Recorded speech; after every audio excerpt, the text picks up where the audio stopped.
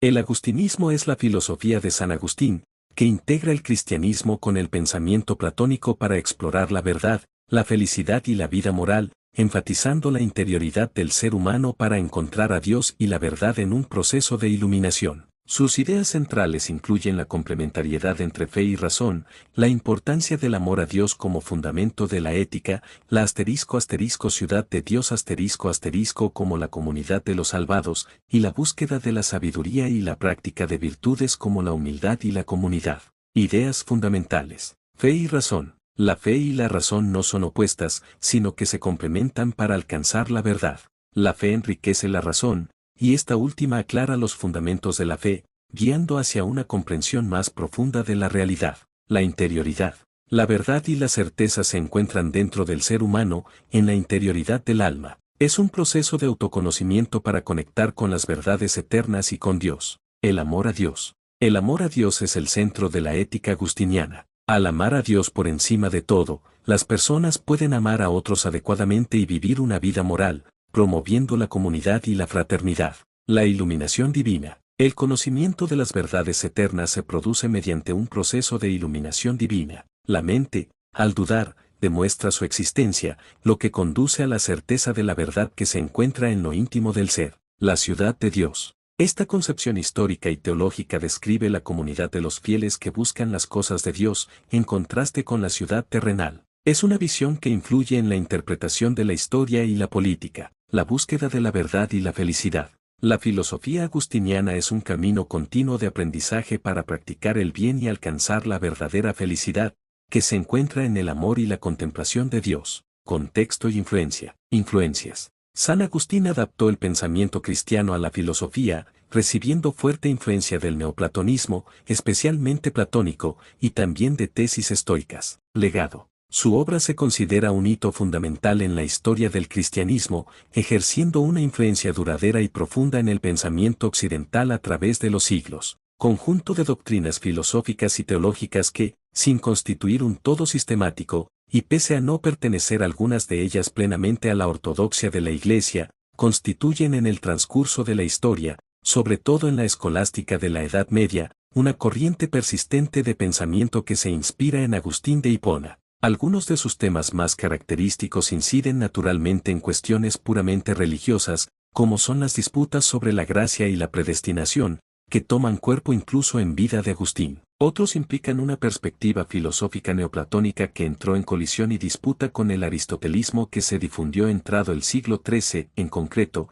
la teoría de la iluminación interior se opuso a la teoría de la abstracción, defendida sobre todo por Tomás de Aquino. La doctrina de las dos ciudades, expuesta en la ciudad de Dios, dio origen no solo al llamado agustinismo político, sino también a una filosofía de la historia y teoría del tiempo como proceso lineal, que pasa por Vico y llega hasta Hegel, en el que la historicidad se halla entretejida de temporalidad e idea. Quizá la característica más persistente del agustinismo sea la preeminencia de la fe respecto de la razón, que influye de algún modo en toda la escolástica. Es uno de los padres de la Iglesia más citados, pero de un modo especial en Anselmo de Canterbury, quien se acoge a su máxima del credo ut intelligam, creo para poder entender. El agustinismo en general destacó como oposición a la recepción de Aristóteles en la filosofía escolástica, en la forma concreta que se llamó tomismo, en representación de una línea de pensamiento que otorga la primacía al bien, a la voluntad y al amor sobre la verdad, el entendimiento y la razón, y hasta al valor y sentido del individuo sobre la abstracción de la generalidad.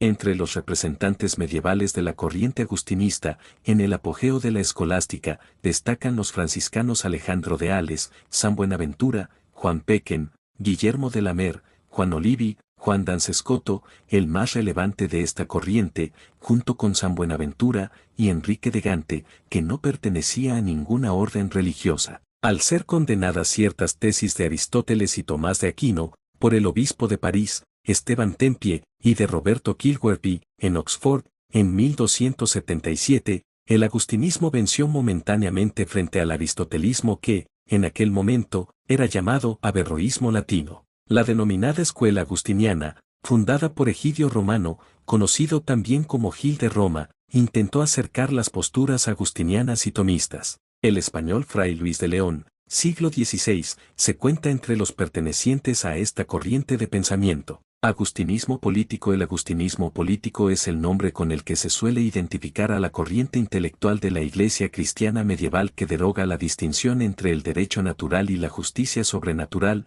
entre lo temporal y lo espiritual, entre lo político y lo eclesiástico, entre la conducta privada y el deber público. Todo se encuentra absorbido por el ideal de una única comunidad cristiana situada bajo el condominio de dos autoridades soberanas, espirituales y temporales, los papas y los emperadores. En cuanto al marco ideológico del planteamiento, el pensamiento cristiano en el medioevo sigue el esquema teocrático trazado por Agustín de Hipona y persigue la transformación de la ciudad terrena en la ciudad celeste y esta, a su vez, se identifica o se confunde con la verdadera Iglesia cristiana occidental, una institución política y administrativa. Una iglesia dominada por una hierocracia organizada y gobernada monárquicamente por un rey de poderes plenos y absolutos, el Papa. Siguiendo a Max Weber, la religión cristiana medieval se convierte en una organización hierocrática, consistente en la actividad profesional del culto y los mitos y, en grado superior, en la salvación de las almas, confesión y consejo a pecadores. El orden sacerdotal monopolizó la concesión de la salvación, convirtiéndola en gracia sacramental o gracia institucional, a la que el individuo no podía llegar por sí solo, sino que requería los ritos de la hierocracia. Ciertamente, se consideraba altamente sospechoso que el individuo o la comunidad libre buscasen la salvación por sí solos, mediante la contemplación, la orgía, desenfreno en la satisfacción de pasiones y deseos, o el ascetismo. La obra de Agustín de Hipona. Los romanos quedaron conmocionados por el segundo saqueo sufrido en la historia de su ciudad a manos de los visigodos. Los romanos interpretaron el saqueo como un castigo divino y lo atribuyeron a la religión cristiana y, en particular, a la prohibición del culto a los dioses. El desconcierto que provocó la entrada de los bárbaros en la capital del Imperio Romano, donde residía el Papa, y que había sido referente del cristianismo desde Constantino y especialmente desde Teodosio y, provocó un cuestionamiento general acerca del hecho de la desaparición de una civilización entera. Pero Agustín de Hipona, el doctor de la gracia, contradijo aquella opinión y se propuso refutarla a través de una extensa obra de naturaleza teológica en la que trabajó a lo largo de 15 años, entre 412 y 426 de Civitate Dei contra paganos, la ciudad de Dios contra los paganos. La obra es una apología del cristianismo, en la que se confronta la ciudad celestial, que representa el cristianismo, y por tanto la verdad espiritual, y la ciudad pagana, que representa la decadencia y el pecado. Agustín trató la religión de la antigüedad como supersticiosa. Por un lado, refutó que se adore a los dioses por el simple motivo de las ventajas que reporten, libros 1 a 5, y por otra parte, contradijo a los que buscan por esa misma vía la felicidad eterna, libros 6 a 10. Los libros 11 a 22 se consagran al origen y la oposición entre ambas ciudades. El tema del libro V, titulado El destino y la providencia, es la verdadera felicidad consistente en la satisfacción de todos los deseos,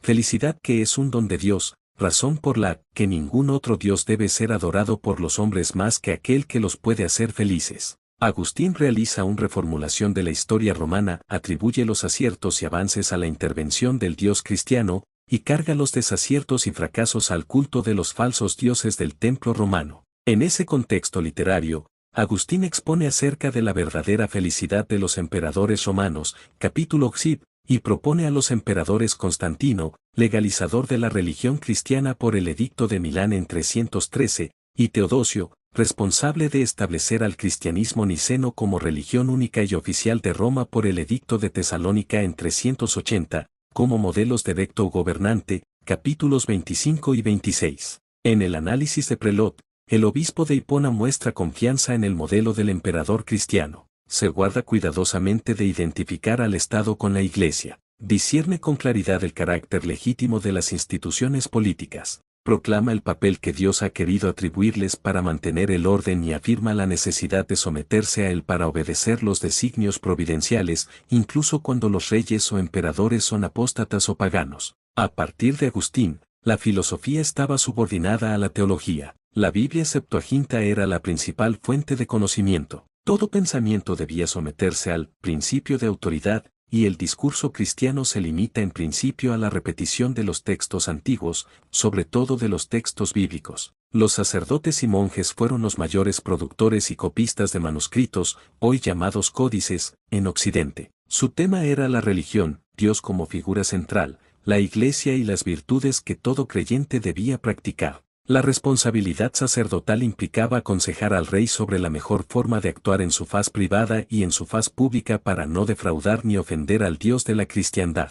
La principal herramienta literaria para este cometido fue el Speculum Princeps, en el que se mostraba un retrato ideal del gobernante con virtudes y valores cristianos como el mejor ejemplo de comportamiento a seguir. Ahora bien, en Agustín no hay un programa político en sentido estricto, sino un planteamiento moral. Sin embargo, la cristianización del imperio y la concepción ministerial del poder secular en que se funda, traen aparejado la calificación del bien y del mal como virtud o como pecado. El ministerio religioso de que están investidos los reyes y los emperadores cristianos los hace caer bajo la obediencia de los jefes de la Iglesia. La Iglesia cristiana de Occidente pasó a ocupar un importante rol político en la Europa latina que deriva en interpretaciones disímiles de las Sagradas Escrituras y desviaciones doctrinarias respecto del pensamiento de Agustín. La desviación del pensamiento agustiniano con arreglo a lo enseñado por Agustín de Hipona en su Ciudad de Dios. Solo había una ciudad cristiana en la que estaba incluido el mundo entero. Esta sociedad tenía,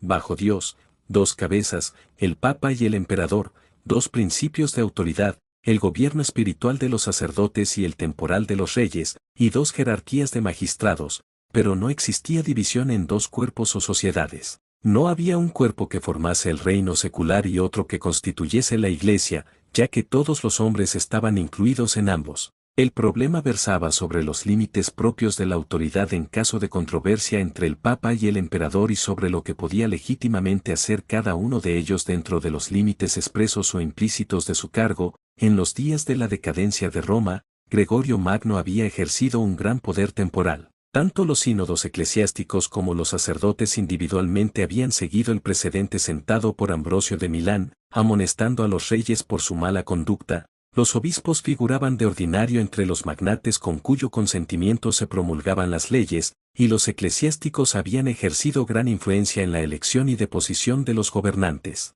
70 años después de la muerte de Agustín de Hipona, al final del siglo V, el Papa Gelasio y distingue tan claramente como aquel las dos jurisdicciones, la espiritual y la temporal. Su decretal es consistente con esa creencia. El origen de la separación de los poderes espirituales y temporales debe buscarse en el orden mismo establecido por el divino fundador de la Iglesia. Pensando en la debilidad humana, tuvo buen cuidado de que las dos potencias estuvieran separadas y que cada una permaneciese en el dominio particular que le fue atribuido. Los príncipes cristianos deben servirse del sacerdocio en las cosas que se refieren a la salvación. Por su parte, los sacerdotes deben atenerse a aquello que los príncipes establecieron, para todo lo que se relaciona con los acontecimientos temporales, de tal forma que el soldado de Dios no se inmiscuya en las cosas de este mundo y que el soberano temporal no se meta jamás en las cuestiones religiosas. Desde el punto de vista de Prelot, descartando toda ambigüedad y rechazando toda confusión,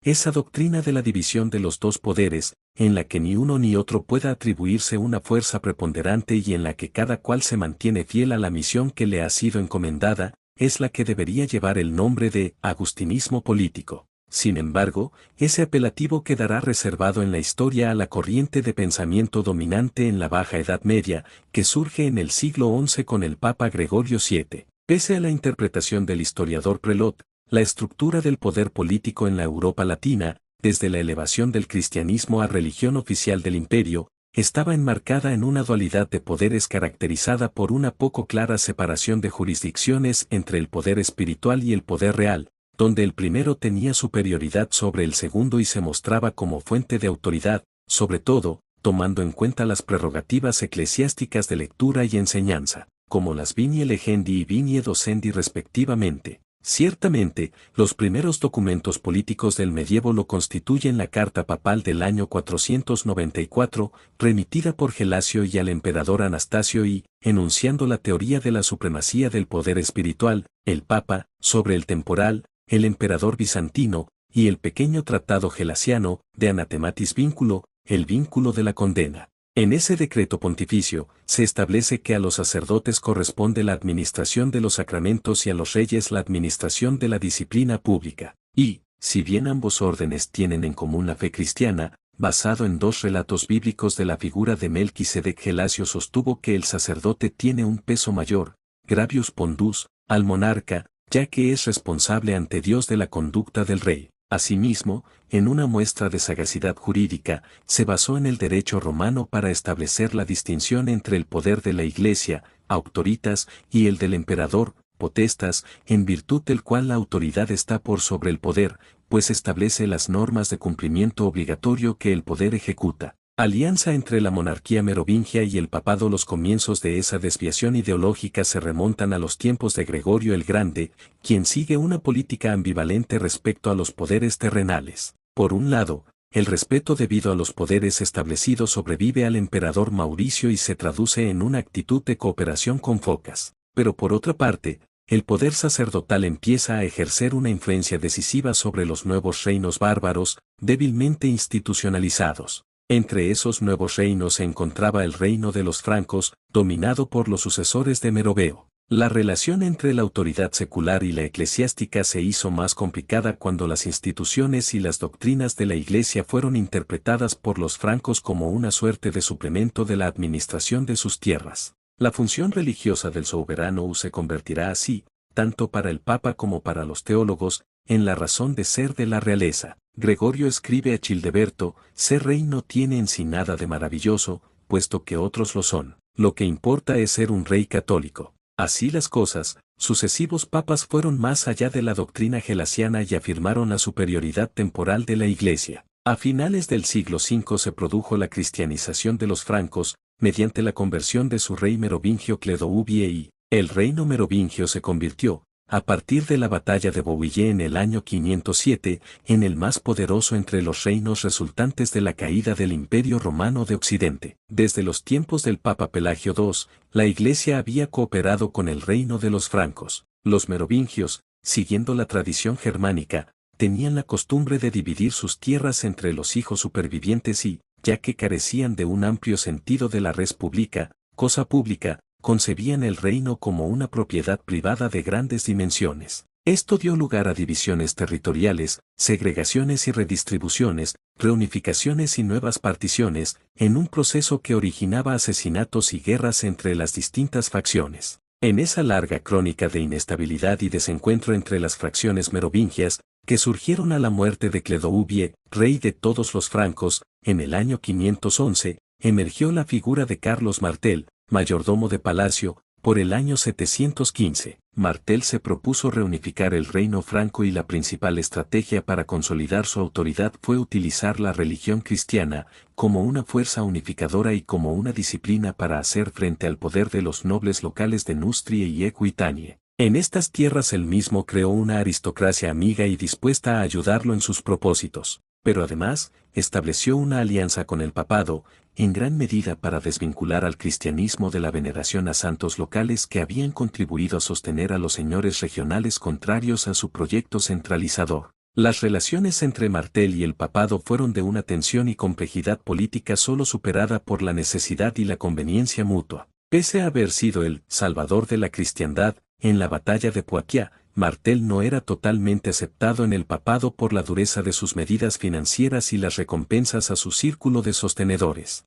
Para ganarse el apoyo y afecto de los aristócratas francos que lo habían ayudado y ayudaban, Carlos Martel entregaba grandes sumas de dinero y tierras, unas provenientes de los territorios recién anexionados, de confiscaciones y también aquellas sin dueño, pero cuando no bastaban tomaba parte del patrimonio de la Iglesia, que era la mayor terrateniente del reino franco. Además comenzó a intervenir en el nombramiento de obispos y abades a favor de personas que carecían de las mínimas condiciones morales para ejercer cargos. No obstante, el Papa Gregorio III nada hizo al respecto por temor a romper las relaciones con el reino franco, ya que el advenimiento lombardo representaba una seria amenaza. El rey lombardo Liutprando, aliado de Carlos Martel, atacó Roma en venganza del apoyo papal al ducado de Spoulato. El Papa Gregorio III pidió ayuda a Carlos Martel con una embajada que llegó ante el mayordomo de Ostracio, por lo que Carlos apenas mandó una legación a Roma para que garantizase un pacto de no agresión a los estados pontificios a cambio de que el rey lombardo pudiera ocupar Rávena. Así quedó saldada una empresa que hacía peligrar la integridad del papado. Esos vínculos de necesidad y reciprocidad eran tan fuertes que, a la muerte de Martel en el año 741, el Papa Zacarías aprueba formalmente la revolución dinástica llevada a cabo por Pipino el Breve 10 años más tarde. Alianza entre Carlomagno y el papado. El 24 de septiembre de 764 murió Pipino y sus hijos Carlomán y Carlomagno compartieron el trono durante algunos años. Aunque las relaciones entre ambos se tornaron tensas, la repentina muerte de Carlomán evitó que estallara la guerra. Carlomagno entonces reforzó las amistosas relaciones que su padre había mantenido con el papado y se convirtió en su protector tras derrotar a los Lombardos en Italia en el año 774. Carlomagno siguió movilizando el aparato eclesiástico para sostener su propia autoridad y esto significó que la conversión al cristianismo fue impuesta y hecha cumplir por la espada para lograr que la religión fuera uniforme en todo su reino. La estrategia que siguió en materia religiosa requirió, entre otras cosas, disponer de un clero culto, capaz de leer y escribir en latín. Asimismo, significaba hacer que el dogma y la liturgia cristiana abarcaran todos los aspectos de la vida, con formas rituales cada vez más complejas, que hacían hincapié en el pecado y en el papel correccional de la religión. El reinado de Carlomagno fue el responsable de consolidar algunas doctrinas fundamentalmente agustinianas en el cristianismo de Occidente y, al hacerlo, provocó el cisma final entre Oriente y Occidente. Ciertamente, la inclusión de la cláusula filioque en el Credo de Nicea, cuya aprobación se remonta solo al concilio de Cividale del Friuli en el año 796 o 797, es considerada por algunos autores como una medida oportunista adoptada en la pugna entre los francos y el Oriente bizantino, que llevó a tachar de herética la interpretación oriental griega de la Trinidad, en defensa de una estrategia para instituir un imperio franco, como la verdadera y legítima Roma. Asimismo, para Carlomagno a finales del siglo VIII, al igual que para Agustín de Hipona en el siglo V, la cláusula filioque pudo haber tenido la ventaja adicional de avalar la doctrina del pecado original y, por ende, la necesaria obediencia a la autoridad imperante. La estructura del gobierno carolingio fue complementada con la burocracia de la Iglesia, desde los obispos y la aristocracia del clero hasta los curas, que era concebida como medio de transmisión de la voluntad del monarca a los campesinos. El clero formaba parte, tanto como los condes, de la jerarquía política, pero aunque el gobierno carolingio representaba una empresa conjunta de la Iglesia y el gobierno secular, estaba condenado a que con el tiempo se acrecentaran las tensiones entre ambos, precisamente porque esa empresa confirmaba a la Iglesia como poder temporal. De todas formas, la empresa de constituir el Santo Imperio estaba en marcha aunque el papado y Carlomagno no hayan concebido esa empresa del mismo modo. En torno al monarca carolingio, laicos y eclesiásticos ven al rey de los francos, señalado por Dios para dominar la barbarie, convertir a los pueblos paganos y crear entre ellos una comunidad de fe y de ley de la que surgirá una nueva Roma. Pero no se piensa en darle la corona imperial. Para Alcuino, el mundo cristiano cuenta con tres personajes providenciales, el emperador de Oriente, el papa y el rey de los francos. Este es el fondo más poderoso y más glorioso que los otros dos, pero se contenta con el título de Patricius Romanorum, o de exarca, del que se ha servido para contener y luego aplastar a los Lombardos y para colocarse como protector de la Iglesia. Quienes rodean al Papa, aunque agradecidos de la protección que el rey franco les proporciona, no parecen muy dispuestos a concederle la dignidad imperial. Consideran suficientes los títulos mencionados, los que proceden de la misma Santa Sede, que los ha concedido, no en virtud de un precepto bíblico, sino de acuerdo a documentos históricos como la Donatio Constantini, aparecido hacia el año 750. De acuerdo con el texto de este oscuro documento, al retirarse a Bizancio el emperador, habría dado formalmente al Papa todo el occidente. Fundada o no sobre un hecho auténtico, la Donatio traduce una creencia general en la que el Papa Zacarías se apoya desde el 751 para negociar con Pipino el Breve, y lograr que éste asegurase al papado los territorios italianos que el reino de Lombardía había arrebatado al imperio bizantino, a cambio de convalidar que Pipino usurpase el trono de los francos y derrocase a la legítima dinastía merovingia. El papa Adriano alude a ella, sin duda, en una carta dirigida a Carlomagno en el año 778. Estas divergencias explica, según L. Cristiani, la République chrétienne, en Chronique sociale de France, abril de 1925, la actitud de León III y la de Carlomagno en el momento de su coronación el 25 de diciembre del año 800. León III, que necesita un protector y lo ha encontrado en Carlomagno, quiere consagrarlo emperador, pero es esencial que la iniciativa parta de él, de ahí que proceda por sorpresa, sin preparativos y probablemente sin acuerdo. Durante la fiesta de Navidad corona a Carlomagno, a quien hizo poca gracia lo brusco del procedimiento. Eginardo, su biógrafo, afirma que, si el emperador hubiese conocido el proyecto del sumo pontífice, no habría entrado en la iglesia ese día, aun siendo la fiesta principal del año, Vita Caroli Magni. Más tarde, cuando en 813 Carlomagno asocia al trono a su hijo Luis, el mismo entrega la corona al joven príncipe. De hecho, el título imperial no concedió a Carlomagno ningún nuevo territorio, ningún nuevo derecho, ni siquiera sobre el patrimonio de Pedro, en el cual el Papa tenía intenciones de seguir siendo la autoridad temporal, pero llega a ser jefe de la comunidad cristiana, de la que el Papa es jefe espiritual. No hay en ello una restauración del imperio de los romanos, sino la creación de una sociedad político-religiosa de tipo completamente nueva, cuya concepción arranca del agustinismo político. Así las cosas, el poder carolingio, desechando definitivamente las viejas estructuras del derecho romano ausente, se convierte en un esquema de dominación con base y fines religiosos que abre intelectualmente el camino al sacerdotalismo gregoriano del siglo XI. Del siglo oscuro, a la reforma monástica a la muerte del Papa Formouso en 896, se inicia un periodo de decadencia y corrupción de la institución papal en medio de las disputas tripartitas entre el rey de Italia y emperador del Sacro Imperio Romano Germánico Lamberto de Spoullatou, el pretendiente al trono imperial Berengario de Friuli y el rey de la Francia Oriental y de Lotaringia Arnulfo, quienes deseaban obtener el reino de Italia. A causa de esos intereses facciosos se originó un conflicto de poderes a lo largo del siglo X que tuvo al papado como presa de disputa. Ciertamente, dada la influencia que ejercían los obispos sobre la gente de sus diócesis, los reyes pretendían tenerlos como aliados, pero desde su punto de vista político. Tener la posibilidad de elegirlos, entregarles el cargo, es decir, investirlos, prácticamente aseguraría su fidelidad.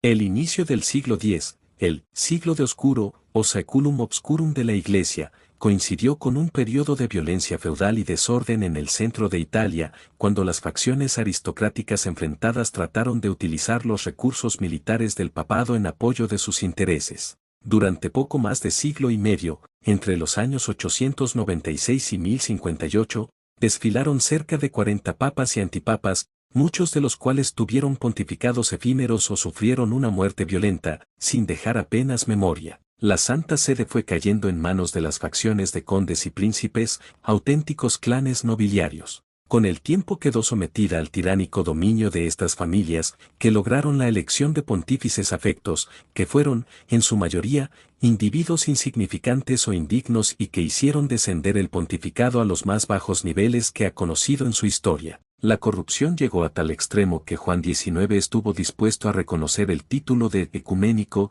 al patriarca de Constantinopla a cambio de una importante cantidad de dinero. Por caso, los condes de Túsculo se convirtieron en los árbitros de los asuntos políticos y religiosos en Roma, inaugurando un periodo de la historia papal conocido como pornocracia, una posición que mantuvieron durante un largo periodo. Fueron pro-bizantinos y enemigos del emperador del Sacro Imperio Romano Germánico. Muchos papas del periodo comprendido entre el año 914 y el 1049 fueron miembros de esta familia. Sin embargo, los otones se las arreglaron para recuperar el control de la política europea del papado cuando Otón el Grande, en acuerdo con el Papa Juan XII, se atribuyó a sí mismo los derechos reales de consenso sobre la elección papal, por el que ningún papa sería consagrado hasta que su elección hubiera sido aprobada por el emperador, de representación en la misma y vigilancia sobre la ciudad de Roma a través del Privilegium Ottonis firmado en dicha ciudad el 13 de febrero de 962. Los emperadores ejercieron una influencia de gran importancia en la abolición de los escándalos que llevaron al papado a una degradación excepcional. En primer lugar, apoyaron la reforma monástica y el nacimiento de la Orden de Cluny el 11 de septiembre de 910 en Maconais, a través de una donación hecha por Guillermo el Piadoso. En segundo lugar, con la firma del privilegio en 962, habían desplazado a los patricios romanos de su influencia en el papado. En tercer lugar, adoptaron medidas de reforma, extendiéndolas hasta la deposición, bajo formas canónicas, de Gregorio V y el infame Benedicto IX, que tuvo 3 periodos como papa. La abadía de Cluny fue pensada y fundada como una congregación de monasterio sometida a la autoridad de un solo abad, bajo una estricta adhesión a la regla monástica de San Benito establecida a principios del siglo V y que ahora cobraba difusión. Una característica importante de su organización era la total independencia de que gozaba la congregación en la administración de sus asuntos y la elección de sus jefes. Un segundo rasgo significativo de su desarrollo fue el hecho de que a medida que se iban organizando nuevos monasterios o se iban amalgamando con ellos otros nuevos, el abad de la primera congregación continuaba teniendo el control de esas ramas. En consecuencia, los monasterios cluniacenses eran mucho más que grupos aislados de monjes. Conformaban una orden centralizada bajo el control de un solo jefe. Por encima del abad, solo reconocían la autoridad del papa. Los cluniacenses fueron los eclesiásticos más conscientes al momento de percibir la amenaza que para el oficio espiritual representaba la mezcla del clero en los asuntos del gobierno secular. Allí nació la idea de la reforma de la Iglesia y el movimiento contra la simonía, el nicolaísmo y los vicios del vasallaje. La simonía o venta de los cargos eclesiásticos era un serio mal que hacía necesaria la reforma y que estaba íntimamente conexo con el empleo de eclesiásticos en el gobierno secular. El mal consistía no solo en la venta efectiva de cargos, sino también en la concesión de ascensos en la jerarquía eclesiástica como recompensa de servicios políticos. En tanto que, a través de la práctica del nicolaísmo, los obispos casados tenían hijos y pretendían que éstos heredasen sus cargos eclesiásticos. El otro aspecto que cuestionaban eran los abusos derivados de la feudalización de las tierras de eclesiásticos a partir de Carlos Martel. El dignatario eclesiástico, en cuanto poseedor de la tierra, debía servicios feudales y tenía, a su vez, sus vasallos propios que le debían servicios, y aunque nominalmente tuviera que prestar los servicios seculares que correspondían a su posición por intermedio de agentes seglares, sus intereses coincidían en gran parte con los de la nobleza feudal. Los miembros del alto clero, por virtud de su riqueza y su posición, tenían un profundo interés en las cuestiones de la política secular, eran magnates cuyo poder e influencia no podía pasar por alto ningún monarca. Por consiguiente, en el siglo XI, tanto por razones de corrupción eclesiástica como por razones inherentes al feudalismo, en las personas del alto clero se encontraban y se superponían las organizaciones de la Iglesia y el imperio. La independencia de la Iglesia, aunque desde el punto de vista eclesiástico la influencia de los emperadores germánicos era preferible a las intrigas que convirtieron las elecciones papales en juguete de la política de los pequeños patricios de la ciudad de Roma, la interferencia imperial constituía una amenaza potencial a la autonomía de la Iglesia en cuestiones espirituales. Al cabo de un tiempo de reformas, la injerencia germánica produjo inestabilidad en la Iglesia. El escándalo en el que se sumergió esta cuando en el año 1045 ocuparan el trono de San Pedro 3 papas y que los 3 vivieran, impulsó al monje Hildebrando Aldobrandeschi, que había actuado como secretario del depuesto Papa Gregorio V, a proponerse alcanzar cierto poder dentro de la Iglesia que le permitiera a la misma constituirse como un poder independiente frente a las potestades imperiales. Ingresó como monje en el monasterio de Cluny y construyó el poder suficiente para influir en la elección de 3 papas, luego de los cuales él mismo fue elegido como Gregorio VII. El primer paso para liberarse del yugo imperial es la conveniente utilización de las falsificaciones conocidas como decretales pseudoisidorianas, conocidas desde el siglo IX. Se utilizaron con objeto de fortalecer la posición de los obispos, en particular, para protegerlos contra la deposición y la confiscación de sus bienes hechas por gobernantes seculares, y para consolidar el control sobre el clero de sus diócesis y libertarles de toda vigilancia inmediata, salvo las de sus propios sínodos, otrora usadas para la protección de los obispos de los procedimientos criminales, disminuyendo la autoridad de control de los arzobispos y exaltando paralelamente la autoridad de los papas. En el siglo XI proporcionaron una gran cantidad de argumentos en favor de la independencia de la Iglesia de todo control secular y en favor de la autoridad soberana del Papa en el gobierno eclesiástico. El segundo paso fue aprovechar una situación de vacío de poder que se produce a las muertes del emperador Enrique III, 5 de octubre de 1056, con un sucesor que es solo un niño y una regente totalmente inexperta, y la del Papa Víctor II, 28 de junio de 1057, provoca que se ignoren los derechos recogidos en el Privilegium Ottonis y, por tanto, que la nobleza romana vuelva a ser la institución determinante en la elección papal.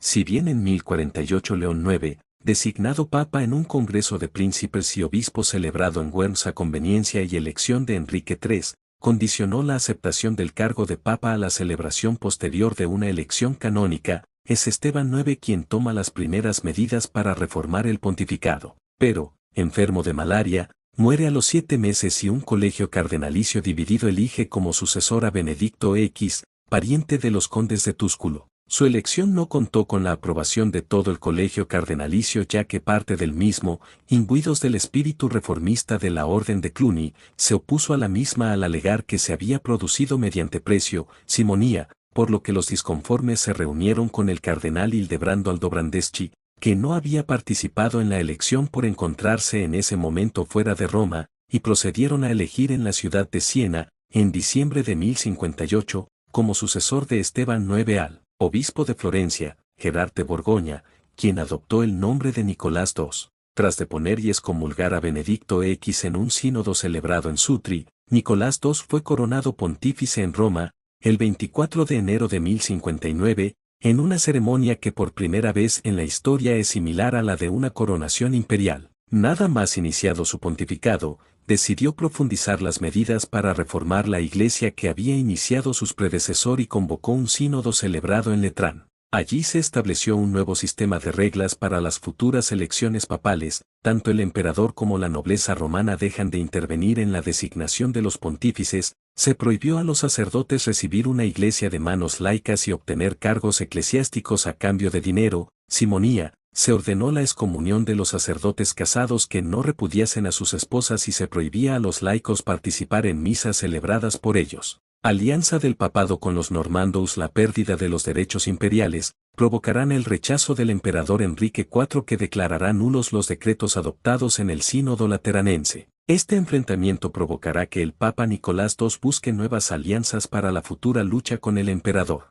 Los nuevos aliados de la Iglesia serán los normandos que, bajo la dirección de Roberto Guiscardo, se encuentran sólidamente asentados en el sur de Italia desde 1016. La alianza cristalizará en el Sínodo de Melfi 1059, en el que se ceden a los normandos, como feudo papal, una serie de territorios que hasta entonces eran imperiales. A cambio, Nicolás II obtiene el reconocimiento del Principado de Benevento como territorio pontificio, recibirá un tributo y auxilio armado. No fue esta la única causa que enfrentara al papado con el imperio, ya que también en 1059, la curia romana apoyó un movimiento revolucionario conocido por el mercado de trastos viejos de Milán, como Pataria, que obligó al arzobispo Ovidio de Milán, nombrado por el gobierno imperial, a renunciar a su cargo y a volverlo a recibir de manos del Papa. La disputa en torno al privilegio de la provisión de beneficios y títulos eclesiásticos será el motivo del duro conflicto que contrapuso a la Iglesia con el imperio desde 1076 hasta 1122, conocido como querella de las investiduras.